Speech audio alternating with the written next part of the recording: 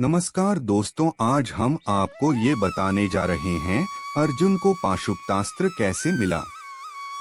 बात उस समय की है जब हस्तिनापुर के कार्यकारी महाराज धृतराष्ट्र ने सम्राट युधिष्ठिर को सभी भाइयों एवं पत्नी द्रौपदी के साथ निमंत्रित किया था। परंतु कौरवों की नियत गलत थी, जिसने जघन्य अपराध का रूप लिया। सम्राट युधिष्ठिर द्यूत में हार रहे थे। शकुनी मामा मायावी पासों से खेल रहे थे। ये पासे शकुनी मामा के इच्छा के अनुरूप अंक लाते थे। कौरव हारते युधिष्ठिर के शब्दों के साथ खेलकर उन्हें धर्म संकट में डाल रहे थे। युधिष्ठिर अपने कहे हुए शब्दों में रहने को ही धर्म समझ रहे थे। यही उनसे भूल हुई और उनके चारों भाई बंदी बन गए और उनकी धर्मपत्नी द्रौपदी का अपमान हुआ। कौरवों ने द्रौपदी के वस्त्र हरण करने की चेष्टा की, परंतु श्री कृष्ण ने उनकी रक्षा की। हालांकि चेष्टा मात्र ने पर्याप्त अपमान किया और इस अधर्म के भागीदार हस्तिनापुर की राज्यसभा में बैठे हर एक व्यक्ति हुए। सम्राट युधिष्ठिर का राजपाट दुर्योधन ने छलपूर्वक छीन लिया और हारने के दंड स्वरूप महाराज युधिष्ठिर को उनके भाइयों एवं पत्नी सहित 12 वर्षों का वनवास तथा 1 वर्ष का अज्ञातवास मिला। जब वे जंगल की ओर जा रहे थे, तभी भगवान श्री कृष्ण ने सभी पांडवों को अपनी अपनी शक्ति में वृद्धि करने हेतु अलग अलग मार्ग सुझाए। भगवान श्री कृष्ण के मार्गदर्शन एवं अपने पूर्वज महर्षि वेदव्यास की सलाह पर अर्जुन भगवान शिव से पाशुपतास्त्र प्राप्त करने हिमालय की तराई में चले गए, जहां जगह जगह पर ऋषि मुनि की कुटिया बनी थी। वही एक कुटिया अर्जुन की भी थी। उस वन में भिन्न भिन्न प्रकार के पशु पक्षी रहते थे। पहाड़ों से झरने गिरते थे, मानो वन नहीं बल्कि स्वर्ग का एक हिस्सा हो। वही अर्जुन अपने अंगूठे के बल खड़े होकर तपस्या में लीन थे। उन्होंने खाना पीना भी छोड़ दिया था। वह केवल हवा पीकर रहते थे। उनका शरीर कमजोर हो गया था, बाल दाढ़ी मूछें बढ़ गई थीं। परंतु उनके चेहरे का तेज ऐसे बढ़ते जा रहा था मानो दूसरा सूर्य निकल रहा हो। कुछ दिनों के पश्चात अर्जुन के शरीर से निकल रहा तेज उस जगह की रोशनी को अत्यधिक बढ़ा चुका था। इतना प्रकाश हो चुका था कि वहां आंखें खोलना मुश्किल था।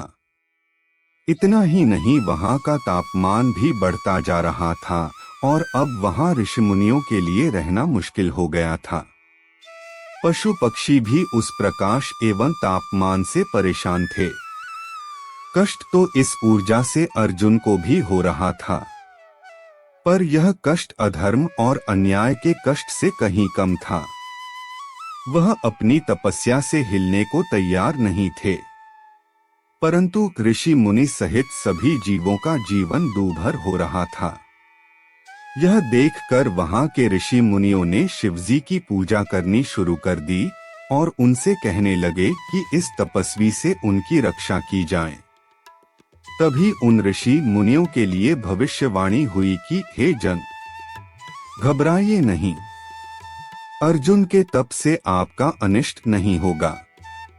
पांडु पुत्र अर्जुन मुझसे पाशुपतास्त्र प्राप्त करना चाहते हैं, इसलिए इतनी कठिन तपस्या कर रहे हैं और मैं उनकी तपस्या से प्रसन्न हूँ। यह सब अतिशीघ्र शांत हो जाएगा। तब ऋषि मुनियों को सब ठीक हो जाने की आस जगी। इसी के पश्चात मुनियों के आश्रम में एक बड़े से जंगली सुअर का हमला हुआ। ऋषि मुनि, कन्याएं, बालक, वृद्ध सब यहाँ वहाँ भागने लगे। तभी अर्जुन को अपने क्षत्रिय धर्म का पालन किया और उन्होंने अति शीघ्र उस जंगली सुअर की ओर अपने धनुष को खींचा और वह जंगली सुअर वहीं ढेर हो गया। अर्जुन के बाण के साथ ही साथ जंगली सुअर की छाती में एक और भी बाण लगा था। वह बाण एक आखेट का था, जो दूर से उस जंगली सुअर का पीछा करता हुआ आ रहा था।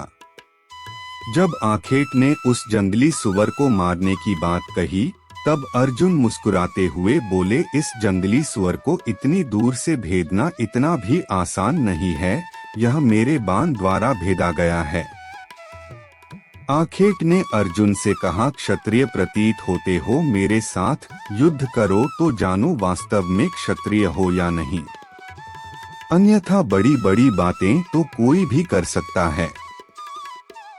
युद्ध कर सिद्ध करो कि इस जंगली सुअर को तुम्हारे बाणों ने भेदा है।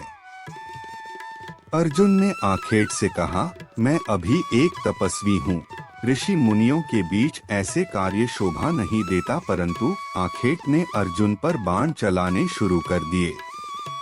उत्तर स्वरूप अर्जुन ने भी आखेट पर कई बाण चलाए, पर उसके सभी बाण आखेट के शरीर से लगकर नीचे गिर पड़े। अर्जुन समझ चुके थे कि आखेट मायावी है, अन्यथा उसके बाण उसे छूकर गिर क्यों जाते। अर्जुन के पास युद्ध की जितनी कलाएं थीं, जितने अस्त्र शस्त्र थे, सबका उसने उपयोग किया, पर आखेट पर कोई असर नहीं हुआ।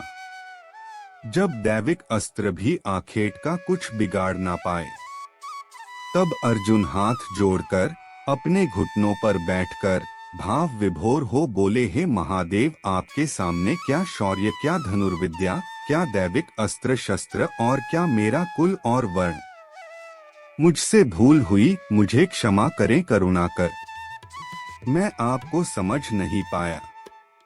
भगवान भोलेनाथ ने प्रसन्नता भरे स्वर में कहा, अर्जुन, मैं तुम्हारी वीरता की परीक्षा लेकर परम संतुष्ट हुआ हूँ। मैं तुम्हारी इच्छा के अनुसार ही तुम्हें पाशुपतास्त्र दे रहा हूँ। इससे तुम तीनों लोकों को जीत सकोगे।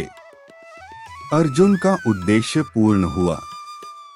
सृष्टि के इतिहास में शौर्य की नैवेद्य से शिवजी को संतुष्ट करने वाला अकेला अर्जुन ही है।